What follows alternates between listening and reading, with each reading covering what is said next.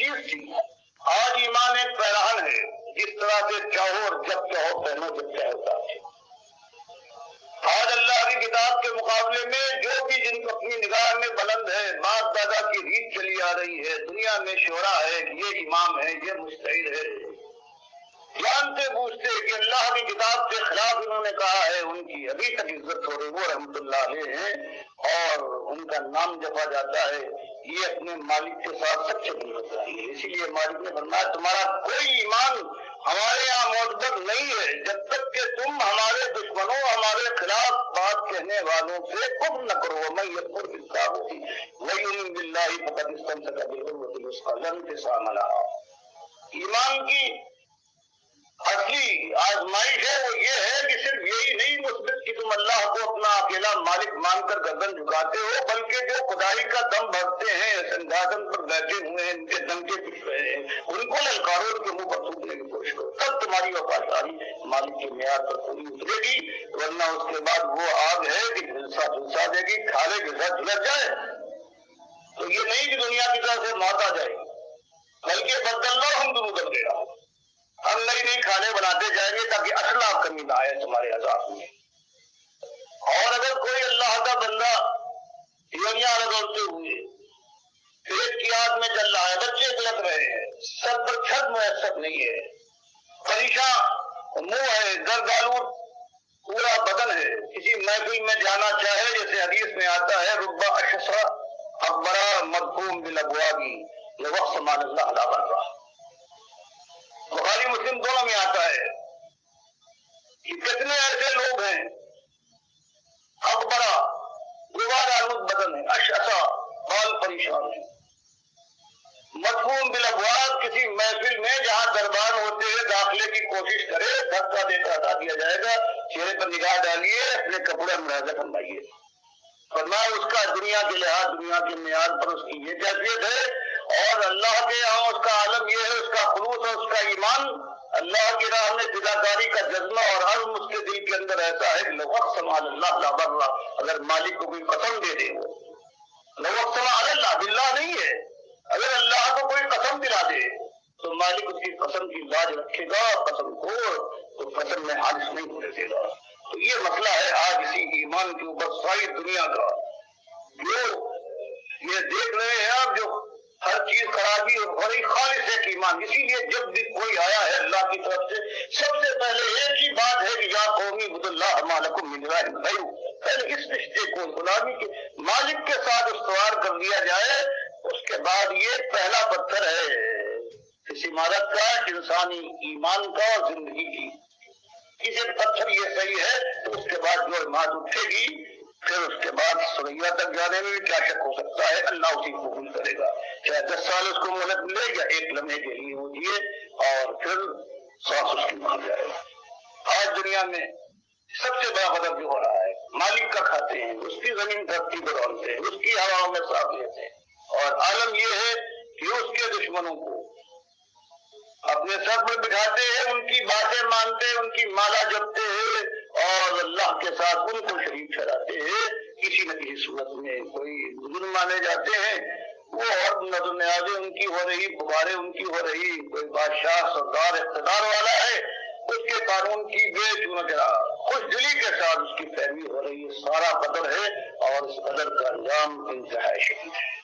اللہ توبہ کی مجھے توفیق دے اور پروردگار ہر ایک کو توبہ کی توفیق دے. اور اس کے بعد پھر اس موڑ کے آگے جو منزل آتی ہے، بس ایک موت کا موڑ ہے، ایمان اور تقوی کے ساتھ کوئی اگر اس کو پار کر لے تو اس کے بعد پھر منزل ہے، اور منزل کے لیے مالک فرماتا ہے پھر وہ ہے لہم فیہا ما یشاؤون. پھر وہ سرمدی زندگی ہے کہ صرف ان کی مشیت راج کرے گی، ان کی مشیت میں بھی مداخلت نہ کروں گا. یہ میرا وعدہ ہے. خالدین ایک دو دن کی بات نہیں، بلکہ یہ ہمیشہ ہمیشہ کا معاملہ ہے. اور بفرض محال کوئی ان کی مشیت میں مداخلت کر دے یا کوئی دل کی آئی پوری نہ ہو تو مالک فرماتا ہے کان علی ربک وعدا مسئولا. یہ مالک نے جو وعدہ کیا ہے اپنے کو مسئول بنایا ہے. بفرض محال کہ کسی کی کوئی خواہش پوری نہ ہو، دل میں کروٹ لے مچل کر رہ جائے تو مالک فرماتا ہے، وہ مجھ سے سوال کر سکتا ہے کہ مالک تو نے وعدہ کیا تھا میری مشیت کے اندر یہ مداخلت، تو یہ انداز ہے مالک کا بیان تو یہ دو انتہائے ہے اور یہ ایمان سے ہوتی ہے. پہلی چیز ہے ایمان. اس میں ایمان نہیں, اللہ فرماتا ہے میں نے ایمان جس کے اندر صحیح ایمان نہیں ہے اس کے اوپر کچھ خرچ نہیں کیا سوائے آپ کے. یہ نمازیں ہیں, اللہ فرماتا ہے ان الصلاۃ کانت علی المؤمنین کتابا موقوتا. یہ نمازیں تو ہم نے وقت کے لحاظ سے مومنوں کے لیے فرض کی ہیں. یا ایھا الذین آمنوا کتب علیکم الصیام, ایمان لاؤ تم پر روزہ فرض ہے. اور یہ سب آج سنت کے اندر اصلاح کر رہے ہیں, نماز پڑھوا رہے ہیں, روزے رکھوا رہے ہیں, جو اس کے محل نہیں ہے, جن کے اندر پہلے ایمان کی چیزیں تھیں. اللہ سے ان کو الگ کرو. قرض پرستیوں سے یہ نظر نیازیں ہو رہی ہیں, پکارے ہو رہی ہیں, میلادیں ہو رہی ہیں, سب منع کرو.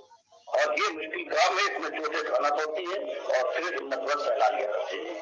زخم شرانہ بات چاٹنا پڑتے ہیں اور اس امید پر کہ اللہ راضی ہوگا یا ننگی آنکھ سے بچ جائے گی.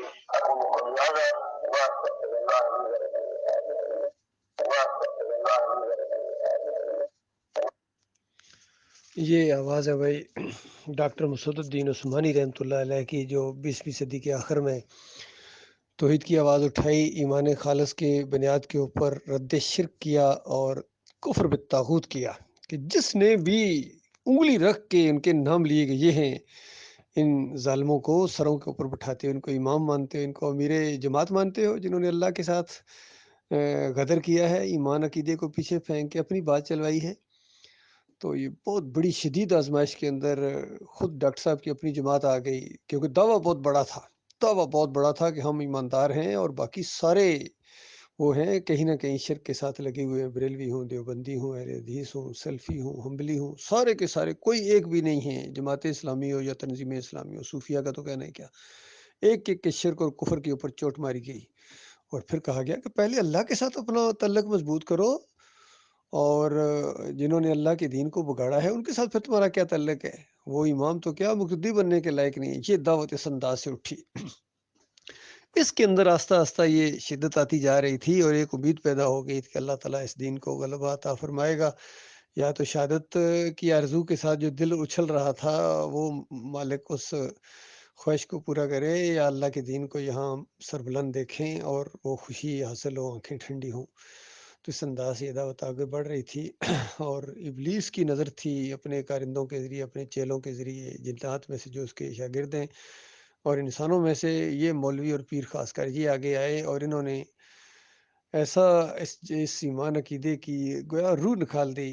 اور محمد حنیف نے جو میرے جماعت بنائے گئے تھے, اس بات کو آگے بڑھانے کی بجائے اس ظالم نے جو ہے وہ سجدہ تعظیمی کا شرک پھر اس جماعت کے اندر داخل کر دیا. اور یہ کہ انبیاء جو ہیں یعنی ایک دوسرے کو سجدہ کرتے تھے, یہ اس نے بے ایمان نے. اور اس سے بڑا ظلم کے اوپر ظلم یہ ہوا ہے کہ کتنے اس کے ماننے والے ہیں وہ اس کا ساتھ دیتے ہیں, اس طاغوت کا. اس نے جو طاغوت بنا ہے 21ویں صدی کا شروع کا یہ طاغوت, بہت بڑا طاغوت, جس نے مومنوں کو مشرک بنا دیا, مرتد بنا دیا. اور پھر لوگ اعتراض کرتے ہیں کہ آپ ان سب کو کسی کے پیچھے بھی نماز نہیں پڑھتے ہیں. وہ آپ علی انجینئر کو بھی اسی وجہ سے پکڑتے ہیں کہ کیونکہ وہ کہتا ہے میں ان کے پیچھے نمازیں پڑھتا ہوں, اور آپ کہتے ہیں یہ تو بہت بڑا جرم کرتے ہو, نمازیں پڑھتے ہو ان کے پیچھے, ان مشرکوں کے پیچھے, فرقہ پرستوں کے پیچھے. تو بتاؤ اگر جب تک وہ لائن نہیں لگے گی خیر کیسے آئے گی؟ اگر یہ مکس کھچڑی رہے گی, کفر و شرک کو ملا کے چلو گے, سب ملے آپس میں بھائی بھائی ہیں جی. کیا نواز شریف صاحب کہتے ہیں قادیانی ہمارے بھائی ہیں, اور دوسرے کہتے ہیں شیعہ ہمارے بھائی ہیں, اور تیسرے کہتے ہیں وہ جو ایرانی انقلاب آیا ہے ہمارے بھائیوں کو اسلامی انقلاب مبارک ہو. بتاؤ تو وہ خیر کب آئے گی؟ وہ لائن کہاں لگے گی؟ وہ دو حصوں میں کے اندر کیسے وہ جو پیدا ہو جاتی ہے کشمکش, ایک ایماندار اور ایک کافر مشرک, وہ کدھر ہوگا؟ اس کا تو تم وقت ہی نہیں آئے گا تمہارے اوپر. تو یہ اصل مسئلہ ہے. سب کے ساتھ ہمارا یہی کہنا ہے کہ ہماری کوئی دشمنی نہیں ہے کسی کے ساتھ سوائے اللہ کے ایمان کے معاملے میں.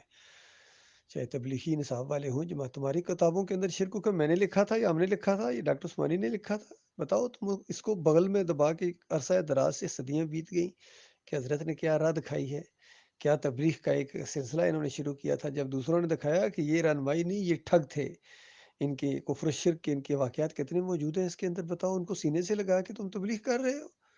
یہی دیوبندیوں کا معاملہ ہے, قائد علماء دیوبند اٹھا کو, ایک عقیدہ نمبر 1, عقیدہ نمبر 2, کون سا شرک ہے جو اس کے اندر نہیں ہے؟ واسطے وسیلے کا شرک, قبر پرستی کا شرک, محمود الحسن صاحب لکھتے ہیں کہ اللہ کے بندوں کو پکارنا یہ اللہ ہی کو پکارنا ہے، مقبول بندوں کو۔ شبیر احمد عثمانی نے اسی کو آگے بڑھایا، تقی عثمانی اسی کو اٹھائے ہوئے ہیں۔ بتاؤ، یہ سارے کے سارے اشرف علی تھانوی اور سارے اس کے اندر ملوث ہیں۔ کہتے ہیں ان کو کچھ نہ کہو، ان کو کچھ نہ کہو، تو پھر ہماری کوئی بات ہی کوئی نہیں ہے، یاد رکھنا۔ اللہ کی کتاب کو انہوں نے جھٹلا جھٹلا کے مرے ہیں، اور آج مسلمانوں کو قبر پرست بنا دیا، فرقہ پرست بنا دیا، اور پوری طرح یہ ان کی جو قبر پرستی ہے یہ بت پرستی کی شکل اختیار کر گئی ہے۔ اور ہندو اعتراض کرتے ہیں، وہ کہتے ہیں کہ کیسے تم مورتی کی پوجا نہیں کرتے ہو مسلو، تم اپنی مورتی کو لٹا کے پوجتے ہو، تمہارے بابا جی قبر کے اندر لیٹے ہوئے ہیں، وہاں چادریں چڑھائی جا رہی ہیں، دیگیں پکائی جا رہی ہیں، رسول میلے ماتھے رگڑے جا رہے ہیں، سجدے ہو رہے ہیں، وہاں جنتی دروازے لگا دیے نامراد قبروں کے اوپر، اور پھر کہتے ہو اللہ کی مدد تمہارے ساتھ آئے گی، تم اللہ کے دین کو نافذ کرو گے۔ کوئی کہتا ہے میں نظام مصطفیٰ لے کے آؤں گا، کوئی کہتا ہے ہم اسلام لے کے آئیں گے، کوئی کہتا ہے میں مدینہ ریاست کام کر دوں گا۔ بھائی مانو، پہلے اپنے شرک سے توبہ کرو، جو شرک تمہارے اوپر ہے لگا ہوا ہے۔ کوئی پٹے بندواتا ہے یا علی مدد کے، کوئی ماتھے ٹیکتا ہے جا کے مزاروں کے سامنے، نامراد قبروں کے سامنے جا کے، بت پرستی ہے یہ۔ اور پھر جمہوریت کا نظام بذات خود ایک مشرکانہ نظام ہے۔ تو اس طرح کھول کھول کے ہم بیان کر رہے ہیں تاکہ تمہارے کانوں تک یہ بات پہنچے، شاید کوئی اندر کوئی چھپی ہوئی اگر کوئی ذرہ رمق ہو کسی ایمان کی یا غیرت کی تو وہ جاگے، لیکن وہ نہیں جاگ رہی ہے۔ مردے مردے ہو گئے، پوری طرح قوم مردہ ہو گئی ہے، ان کے اندر ذرا بھی ایمان کی رمق نہیں ہے۔ اللہ ماشاء اللہ، کوئی کروڑوں خربوں میں کوئی ایک ہو جس کے اندر کوئی اللہ کا وقار ہو، ورنہ جس کو بھی میں نے دیکھا ہے جس سے بھی بات ہوتی ہے نا، تو اس کے بعد اپنے علماء کے ساتھ، اپنے امیروں کے ساتھ اور اپنے اکابرین کے ساتھ چمٹا ہوا ہے۔ ان کا کفر و شرک ان کے منہ کے سامنے بھی رکھو پھر بھی ان کی عقل نہیں آتی ہے۔ یہ تمہاری حضرت ہے، ان پر ناز کرتے ہو، کون سا شرک ہے جو اس نے نہیں پھیلایا ہے؟ تو لیکن ان کی سمجھ میں نہیں ہے۔ تو بہرحال ان کا بہترین علاج جہنم کی آگ اللہ تعالیٰ نے رکھا ہے، زبردست علاج ہے ان کا، بالکل وہاں جائیں گے، یہ جہنم منہ کھولے ان کا انتظار کر رہی ہے۔ اور ایسے مول کے اندر جو اللہ کا نام لے کر اٹھیں گے اللہ کے بھروسے کے اوپر، اور پھر کسی کی پرواہ نہ، کسی پر چوٹ لگے، کوئی ناراض ہو، ذرہ برابر کسی کے چھوٹے اور بڑے کا خیال کیے بغیر، جب تک ایمان خالص کی بات سامنے نہیں آئے گی اور جنت کے شوقین آگے نہیں بڑھیں گے، تب تک خیر نہیں آ سکتی ہے۔ اللہ تعالیٰ ہمارا حامی و ناصر ہے، وہ غیور رب ہے، وہ غیرت والا رب ہے، وہ تعداد کو نہیں دیکھتا نہ وسائل کو دیکھتا ہے، وہ تو وسائل کا خالق ہے، رب ہے، وہ تو صرف دیکھنا چاہتا ہے کہ مالک کا کون ہے، مالک سے محبت کون کرتا ہے، اللہ کے وقار کا کون خیال رکھتا ہے۔ آزمائش صرف اس کی ہو رہی ہے۔ اللہ تعالیٰ اس میں ثابت قدم رکھے، مالک ہمارے باصلاحیت ساتھی ہمیں ملیں، یہ جماعت بڑھتی جائے، کیونکہ یہ بڑی مضبوط بنیاد کے اوپر یہ پہلی اینٹ اب رکھی گئی ہے الحمدللہ، اور بالکل ہم کسی کی پرواہ نہیں کریں گے، ہمیں کسی کا خوف نہیں ہے، نہ ذہنی مروبیت ہے۔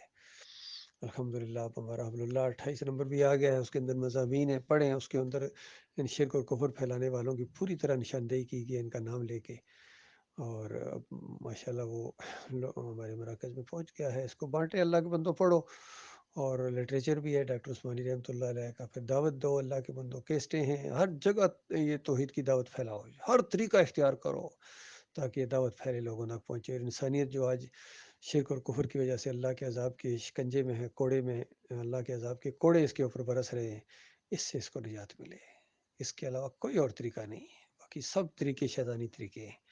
توحید کی دعوت اٹھنی چاہیے۔ اب نماز روزے کے اہل نہیں ہیں، ان کو نماز روزے کا کون کہے گا؟ یہ تو پہلے ایمان لاؤ، پہلے تو اللہ کے ساتھ ایک تعلق پیدا کرو، مسلک چھوڑو، فرقے چھوڑو، کفر و شرک چھوڑو، پھر تمہارے اوپر نمازیں ہیں، پھر تمہارے اوپر عمرہ حج اور جتنی چیزیں، زکوٰۃ پھر دینا۔ پہلے ان کافروں مشرکوں کو اپنا امام مانتے ہو، اللہ کے دشمنوں کو، اور پھر زکاتیں دیتے ہو، پھر روزے رکھتے ہو اور عمرے کرتے ہو، تو سمجھو تمہارا یہ عمل قبول کرے گا، تمہارے منہ پر مارا جائے گا۔ تم نے ایمان کے ساتھ غداری کیا، غدار ہو، کلمے کے غدار ہو۔ جنہوں نے کلمے کو مانا تھا ان کو اللہ نے عزت دی تھی، لا الہ الا اللہ محمد رسول اللہ، اللہ کے علاوہ کوئی معبود نہیں، کوئی واسطہ وسیلہ نہیں، کوئی رکوع سجدہ نہیں ہے اللہ کے علاوہ کسی اور کو، اور کوئی نظر و نیاز نہیں ہے، اور محمد صلی اللہ علیہ وسلم کا طریقہ چلے گا، کسی اور کا طریقہ اب نہیں چل سکتا ہے۔ کتنے ظالم ہیں جو اپنے اکابرین کا نام لے کے کہتے ہیں کہ یا اللہ ہمیں ان کے طریقے پر چلا جو کفر شرک پھیلاتے رہے۔ ہمیں صحابہ اکرام کے طریقے پر چلنا چاہیے، جن کے بارے میں اللہ تعالیٰ نے بالکل گویا ان کو کہا کہ یہ ہے